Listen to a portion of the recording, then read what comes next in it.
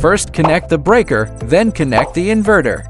During the wiring process, keep the breaker off. Connect PV interface. Pay attention to the positive and negative poles. The red line is the positive electrode. The black line is negative. First connect the breaker, then connect the inverter. During the wiring process, keep the breaker off. Connect load interface. Connect each wire in sequence. First connect the breaker, then connect the inverter. During the wiring process, keep the breaker off. Connect grid interface. Connect each wire in sequence.